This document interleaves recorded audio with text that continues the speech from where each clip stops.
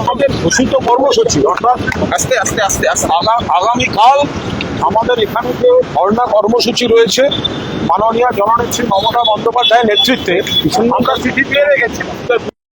এখন যখন মঞ্চ করার সময় এখন ডেকোরেটররা এসছেন মঞ্চ তৈরির সময় পুলিশ বাহিনী এসে বলছেন পারমিশন নেই, মঞ্চ করতে দেওয়া হবে না। এবার এখানকার যে রীতিনীতি সেটা হচ্ছে যে আমরা নির্দিষ্ট সময় আমরা একটা চিঠি পাঠিয়ে দিই এবং তার রিসিপ্ট কপিটা রেখে দিই। সব দলই তাই করে। আপনারা চিঠি কাটে আমাদের পরিষ্কার চিঠি দেওয়া ছিল joint commissioner of police headquarter, যেখানে নিয়ম মতো দেওয়া সেগুলো আমাদের দেয়া এবং রিসিপ্টও করা। এবার বিষয়টা হচ্ছে এই যে এটাই কিন্তু সব দলের ক্ষেত্রে, শুধু তৃণমূল বলে না, এটাই সাধারণভাবে হয়ে থাকে যে পুলিশকে জানিয়ে দেওয়া, সেটা রিসিপ্ট কপিটা রাখা। এবার আপত্তি থাকলে হয়তো পুলিশ জানায়, নইলে কেউ আলাদা আপনি কাউকে দেখাতে পারবেন না কেউ একটা পারমিশনের আলাদা পারমিশন এসছে, সেই ধরনের ঘটনা নজির খুবই কম। তা এখন ওনারা তৃণমূল কংগ্রেস নেত্রী নামছেন, সেই জায়গায় দাঁড়িয়ে ওনারা নামতে দেবেন না, এখন বলছেন বাসপট্টির পেছনে ওয়াই চ্যানেলে যেতে। তো সেটা তো আমরা সিদ্ধান্ত নিতে পারবো না, অত ভেতরে আমরা যাবো কেন? আর এই জায়গাটা তো সভা প্রতিবাদ মিটিং মিছিলের জন্য ব্যবহার হয়, আমরা আগে থেকে দিয়েছি। এবং এরম নয় যে আগামীকাল অন্য কারোর বুকিং আছে, শুধুমাত্র এটা করতে দেবেন না বলে করা হয়েছে, আটকে দেওয়া হয়েছে। না করতে দেওয়ার কারণ কোনো গ্রাউন্ড দেখানো হয়েছে? রাজনৈতিক প্রতিহিংসা, মমতা বন্দ্যোপাধ্যায় নামছেন, নামতে দেবে না। একদিকে যখন এই ভোট লুট, এখনো বহু লোক ভোটার বাইরে, নির্বাচনোত্তর সন্ত্রাস, মৃত্যু, ওদিকে হকার উচ্ছেদ, ওপাশে পেট্রোল ডিজেলের দাম বাড়ছে, একের পর এক ঘটনা ঘটে চলেছে। সেই জায়গায় দাঁড়িয়ে মমতা বন্দ্যোপাধ্যায় কাল থেকে যে রাস্তায় নামবেন, যে কর্মসূচি নেওয়া ছিল, ওনারা মঞ্চই তৈরি করতে দেবেন না, বিশাল পুলিশ ফোর্স নামিয়ে বসে আছেন। বলা হচ্ছে যে সেনার তরফে অনুমতি নেই, বলছে সেনার জায়গায় অনুমতি একটা আইএসএফ এর আগের দিন কাদের মিটিং হলো, এখানে জারি হয়ে থাকুক, অন্য কোনো দলের তাদের সেনা তরফের মিটিং দেখাতে পারবেন চিঠি। রানী রাসমণি রোডে যারা সভা করেন তাদের আগে সেনার তরফে চিঠি নিয়ে করতে হয়, দেখাক না পুলিশ আগে কি কি নজির আছে, সব দলের ক্ষেত্রে দেখাক।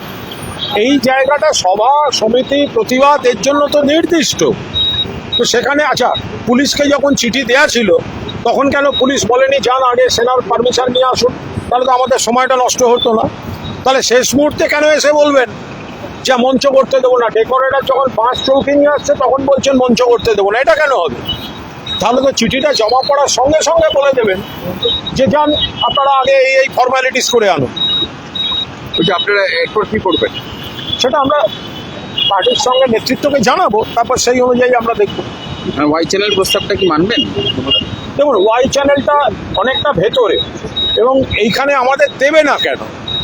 এটা তো মিটিং মিছিলের জায়গা, এখানে তো কদিন আগে অন্য দল করে গেছে, আগামী দিনে অন্য দল করবে, আগামীকাল অন্য কারোর বুকিংও নেই। আমরা যথেষ্ট সময় থাকতে চিঠি দিয়ে দিয়েছি, চিঠির পরেও তারা কিন্তু জানাননি এই ফর্মালিটিস পূরণ করে আসুন। তা এখন যদি হঠাৎ এই ধরনের কথা বলেন, আমরা পার্টিকে জানাবো গোটাটা। কিন্তু একটা জিনিস পরিষ্কার, মমতা বন্দ্যোপাধ্যায় তিনি নামবেন, সেটা বিজেপি সরকার হতে দিতে চায় না বলে মঞ্চ করা কর্মসূচিটা আটকে দিতে পুলিশ ব্যবহার করছে। মমতা বন্দ্যোপাধ্যায়কে নামতে দিতে চায় না বলে তারা একের পর এক যা কাজ করছেন, তাতে মানুষের মধ্যে বিভ্রান্তি, ক্ষোভ তৈরি হয়েছে। মমতা বন্দ্যোপাধ্যায় যখন নামতে চলেছেন সেই সময় তাকে নামতে না দেওয়ার জন্য এই ধরনের একটা পরিস্থিতি পুলিশ পাঠিয়ে করা হবে। বিজেপির তরফ থেকে বলা হচ্ছে আপনারা এই দেখুন, আমাদের প্রশাসন কোথাও যদি কাউকে কোনো অনুমতি না দিয়ে থাকে, তার একটা গ্রাউন্ড ছিল। এখানে আপনি বলুন যে জায়গাটা সভা সমিতির জন্য, সেখানে গ্রাউন্ড আছে। এবার কেউ আমরা যদি অমুক জায়গায় করতে চাইতাম, কোনো টেকনিক্যাল গ্রাউন্ডে কেউ বারণ করতে পারত, যেটা বহু ক্ষেত্রে হয়েছে। কিন্তু আজ যখন যে জায়গাটা সভা সমিতির জন্য, সেখানে নির্ধারিত নিয়ম মেনে চিঠি দেওয়ার পর আটকে দেওয়া হচ্ছে, তাহলে সময় নষ্ট করা হলো কেন? যদি এখানটা আপনারা প্রথম দিনই বলে দেওয়া যেত যে এই জায়গাটা সম্ভব না, বা আপনারা এই ফর্মালিটিস করে আনুন, তো শেষ মুহূর্তে বাধা দিচ্ছেন, মমতা বন্দ্যোপাধ্যায়কে নামতে বাধা দিচ্ছেন। বিজেপি কটাক্ষ করে বলছে যে মুখ্যমন্ত্রী বৈঠক ডাকলেই বিধায়করা যাচ্ছে না, এই ক্ষেত্রেও কেউ আসবে না, জোর করে বিরোধী নেত্রী হতে চাইছে। দেখুন, এগুলো এখন আমাদের দেখুন, এখন ওনারা নির্বাচন কমিশনের সৌজন্যে আরো আনুষঙ্গিক কিছু কারণে ওনারা ক্ষমতায় এসেছেন, ফলে ওনারা এখন কিছু কথা বলবেন। এখনো তো 1 মাস পূরণ হয়নি, আর শপথেরও তো আর কয়েকদিন হলো, আর আজকে তো পুরো মন্ত্রিসভা হলো। আপনি একটু যেতে দিন না। মানুষ হকার উচ্ছেদ, পুনর্বাসন ছাড়া হাজার হাজার ফ্যামিলি কাঁদছে। পেট্রোল ডিজেল আজকেও এক প্রকার গ্যাসের দাম বাড়িয়ে দিয়েছে, কমার্শিয়াল গ্যাসের দাম বাড়িয়ে দিয়েছে। একের পর এক জনবিরোধী সিদ্ধান্ত চলছে, আর একটু এগোতে দিন না।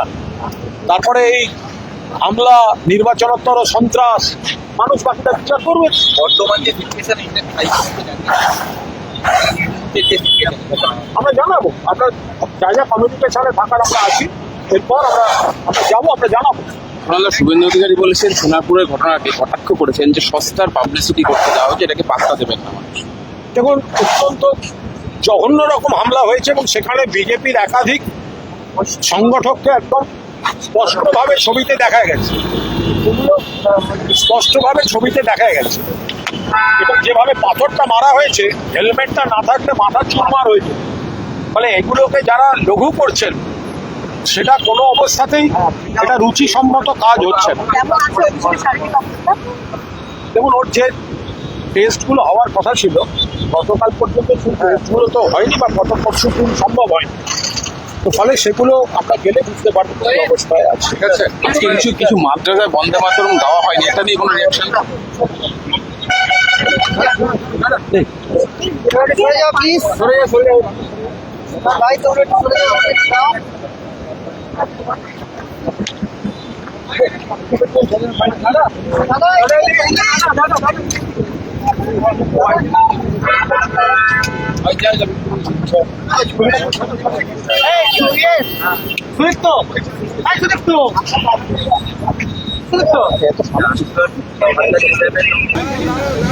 আমাদের ঘোষিত কর্মসূচি অর্থাৎ আস্তে আস্তে আস্তে আস্তে আগামীকাল আমাদের এখানে যে ধর্ণা কর্মসূচি রয়েছে, মাননীয় জননেত্রী মমতা বন্দ্যোপাধ্যায়ের নেতৃত্বে আমরা চিঠি পেয়ে রেখেছি। যখন মঞ্চ করার সময়, এখন ডেকোরেটররা এসছেন মঞ্চ তৈরির সময়, পুলিশ বাহিনী এসে বলছেন পারমিশন নেই, মঞ্চ করতে দেওয়া হবে না। এবার এখানকার যে রীতিনীতি, সেটা হচ্ছে যে আমরা নির্দিষ্ট সময় আমরা একটা চিঠি পাঠিয়ে দিই এবং তার রিসিপ্ট কপিটা রেখে দিই। সব দলই তাই করে। আপনারা চিঠি কাটেন? আমাদের পরিষ্কার চিঠি দেওয়া ছিল joint commissioner of police headquarter, যেখানে নিয়ম মতো দেওয়া